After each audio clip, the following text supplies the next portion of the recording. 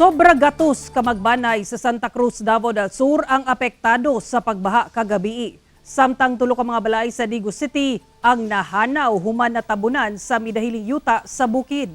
Ani ang report ni Argil Relator. Tungod sa kusog nga ulan nga nasinati sa pipila ka lugar sa Santa Cruz, Davao del Sur, daw dagat na kining National Highway sa Barangay Tuban tungod sa taas nga tubig baha. Hinungdan nga nasinati ang sobrang traffic sa lugar. Sa Barangay Astorga pagkabuntag, gipahapa gayud kining mga balay sa Purok Maharlika. Kalit ra mo kuan to sir ganang sana ning bulog dito ba? Kami kabantay. Otong nagwana hurot yung tanang mga butang sa balay, hurot tanang camp.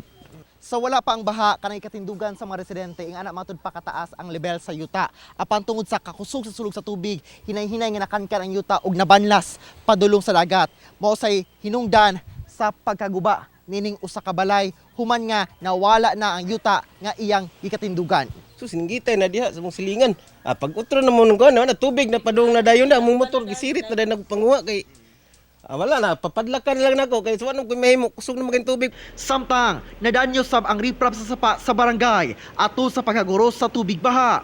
Busa, gikordon ang 2 lanes sa Sibulan Bridge aron dili maagian sa mga motorista. We can assure the public na safe paghihapon nagihan ang maong tulay ug trabaho dayon kini sa DPWH aron mabalik sa normal ang dagan sa trapiko sa maong parte sa dalan sa Davao del Sur. Sa ihap sa barangay, ana sa sobra 600 ka individual sa 170 ka magbanay ang apektado sa pagbaha. Hinoon, walay naangin sa hitabo. Nag-meeting pud mi sa council para maka-declare pud mi calamity funds para sa ila. Ang resolution mi sa munisipyo kay ang kuan pud nimo di man pud siya ka-declare sa mua kung dili mi magpasa og resolution. Sa Kapatagan, Digos City, kung kaniadto, dunay tulo ka mga balay ay nakatukod ni ining luna sa sitio Marawer. Karon, nahanaw na human natabunan sa nidahiling yuta sa bukid, resulta sa kusog nga ulan. Maayo na lang kay luwas ang 11 ka mga individual nga nagpuyo. Niadto ko sa likod kay ang balay nasudlan na og tubig.